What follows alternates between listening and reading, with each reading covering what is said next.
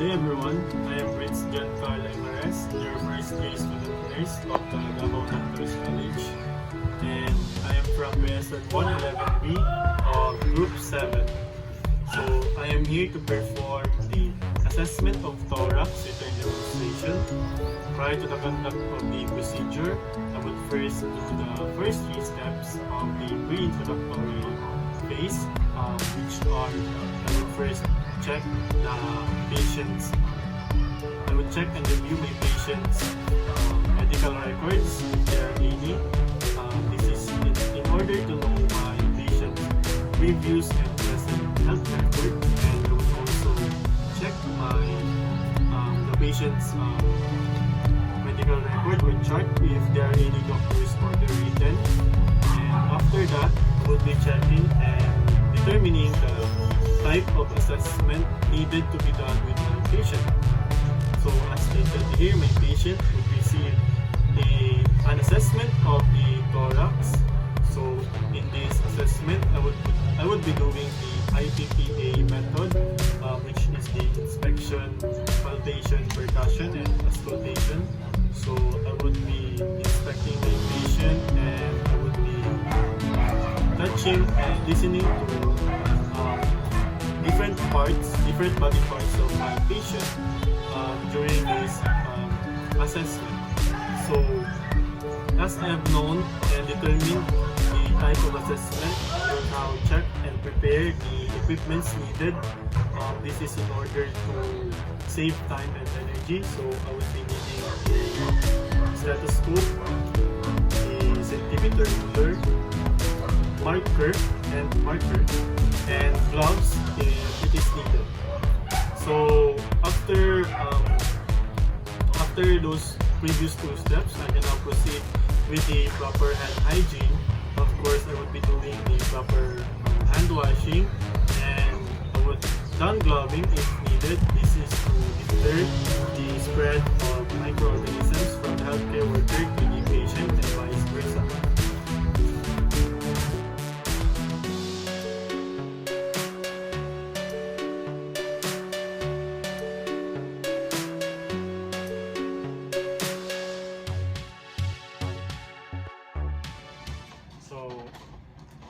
After finishing up with the pre-introductory phase, I will now proceed with the introductory phase. So I would first enter the room and greet my client and the client's companion if there are any, and I would introduce myself and verify my client's identity. This is to ensure that I am giving the right treatment to the right patient. And after that, I will be assessing my patient about the said assessment to be done with him, and I would ask my client of how he would want to be called throughout the assessment. And also I would ask my client if there is any questions or any concerns to be raised before the assessment or during the whole assessment. So I have also provided a clean and safe setting for my client. The curtains are closed, the windows are also closed, and I provided adequate lighting and right room temperature. So now I would proceed with the introductory phase. So good day, sir. I am Britz Karl, your first year student nurse of the Davao Doctors College. So sir, may I ask your wristband, sir? Can you state your name? Jerez And your birth date, sir? October 2002.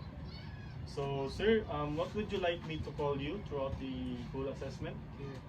Okay, so Mr. Kier, I have here my doctor's order. So your doctor have stated here that you would receive an assessment of the thorax for today. So in this assessment, sir, we would simply be assessing your thorax, in which if I say thorax, which means your chest, your lungs, and the part of your back. So I am going to touch multiple regions or multiple points in your chest and in your back. And also I would be auscultating or hearing using a microscope, using a stethoscope in different parts of your body. So, sir, I would also be asking you to take off your shirt. Can I ask for your permission to do that, sir? Yes. Okay, so now, sir, we can now proceed with the inspecting first of your thoracic area. So, sir, pwede niyo po bang tanggalin yung shirt ninyo? Okay. So now that my patient have taken off his shirt, I can now proceed with the working phase, which is to inspect my patient's respiratory distress or any problems with oxygenation. And I would also palpate and know the suprasternal notch, which is located to the mid-clavicular line. So, sir, pwede ko po bang makita yung daliri niyo? Okay. So, as I have inspected the patient's skin color, the lips, and the chest and back color are all intact and the same, and also there are no problems with an inhalation or exhalation. There are no labor in breathing, and the nails are also with good skin color. So now I will be palpating, sir. Can I palpate or touch your near your clavicle? So as I have known my patient's suprasternal notch, I will note it and also the position of the trachea. So now I will be inspecting my client's back while he is standing with his arms are on the side. I would inspect the patient's thorax configuration and also the three normal spine curvatures, which is the thoracic, the cervical, thoracic, and the lumbar curvatures.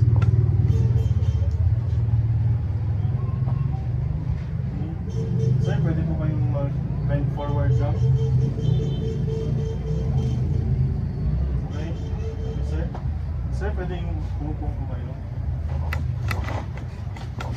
So now I will be proceeding with the palpation of my patient's skin integrity and temperature, and also I would palpate for any skin abnormalities or any bulges in the thorax area. Sir, tell me if you feel anything. Okay. Sir, hawakan ko po yung ano niya, i-palpate ko lang po.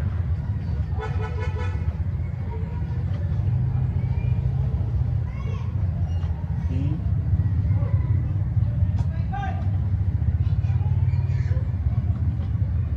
Sir, pwede po humiya kayo ng malalim. Okay. Isa pa, sir. Isa pa po. Okay. Thank you, sir. So now I will be palpating the thorax for the vocal fremitus. So, sir, pwede niyo pong sabihin yung 1, 2, 3 pag na-feel niyo po yung kamay ko.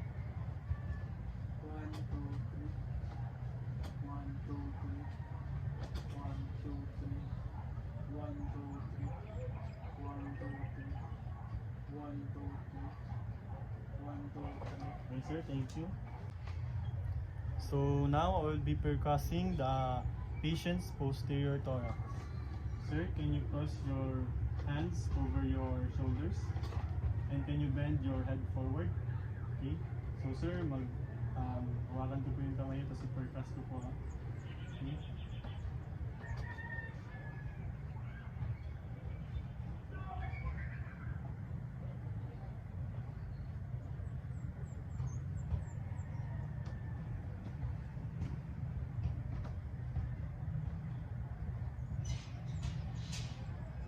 Okay, sir, okay na po. Thank you, sir.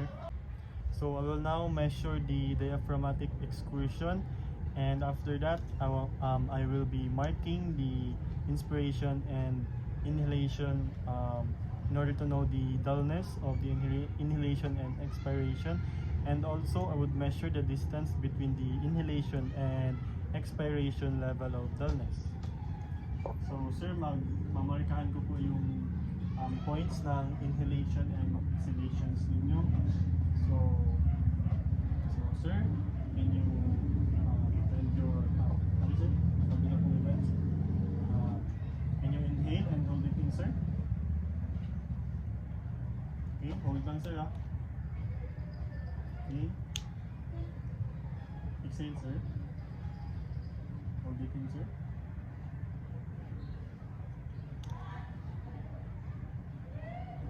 Okay. Next tayo sir. Can you inhale it, sir, and hold? Okay.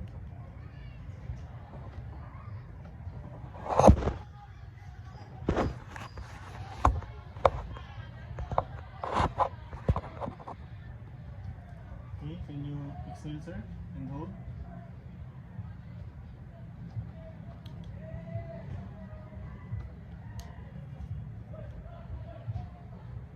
Okay, sir. Pwede na po kayong huminga ng ayos.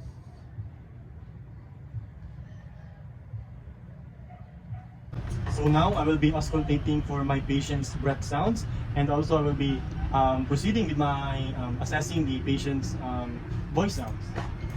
So, sir, auscultate o pakikinggan ko po yung paghinga ninyo. So, sa kada ma-feel po ninyo yung stethoscope, mag-take po kayo ng malalim na hinga.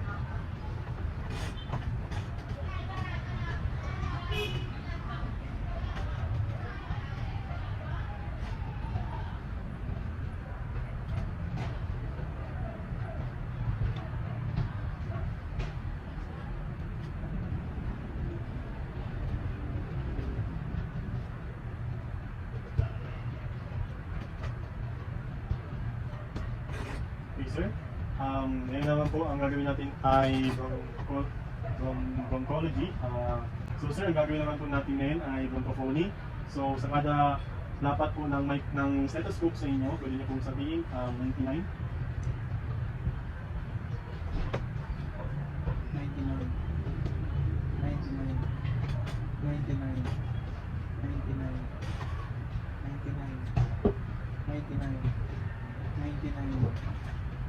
So sir, ang sunod po natin ay echophony. So sa kada lapat ng microscope, ganun pa, pero sabihin niyo po ay letter E. Dito po sir.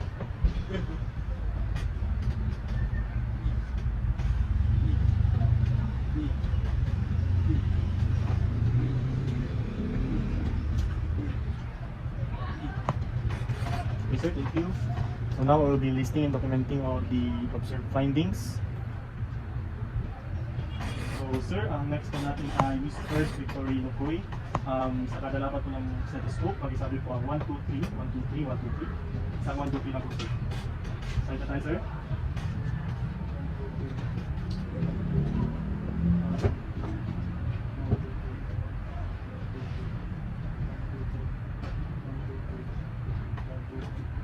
Okay sir, thank you. Tapos na po tayo sa auscultation.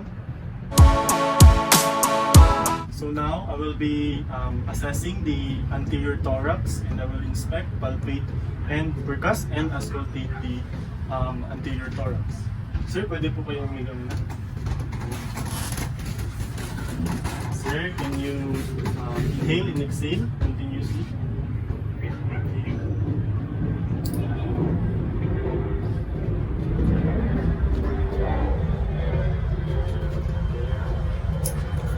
Ngayon sir, normal naman po yung breathing pattern and breathing ninyo. Kaya naman po i-take ko po sir. Start po ako sa may chest nyo, pababa dito sa cage, dito po sa may costal margin. Sir, sa kada hawak ko po pwedeng mag-hinga kayo ng malalim. Sir, thank you.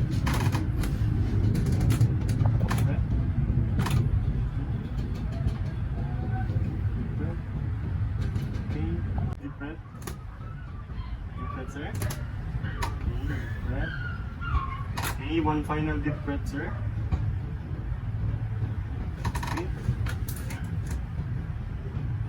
Okay. So ngayon sir, after natin mag-palpate, i-percuss ko naman po yung from the chest, systematically going down. Okay. Deep breath ulit sir sa bawat percuss ko. Okay. Deep breath. Deep breath.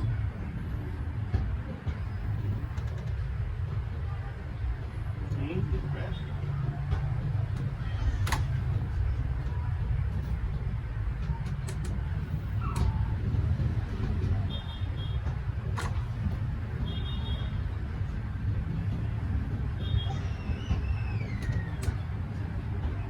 Sir, thank you. So, after natin mag-percuss, I will now be checking your, I'll be auscultating your breath sounds, adventitious sounds, or any voice sounds. We'll start from the trachea. Deep breath ulit, sir.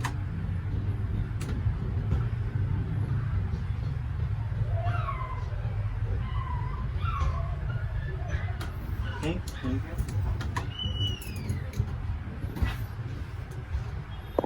Sir, sa kada lapat ng stethoscope, breath ko.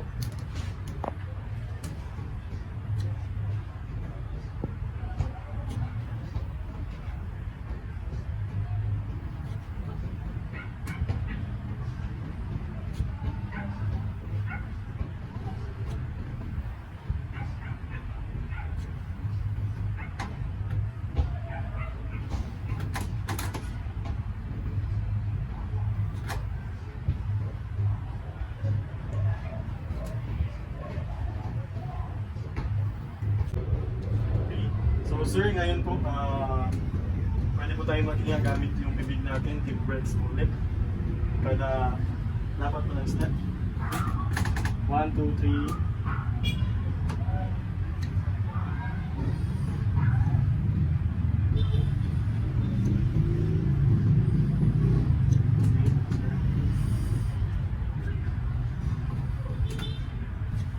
Okay, so sir. Okay, last.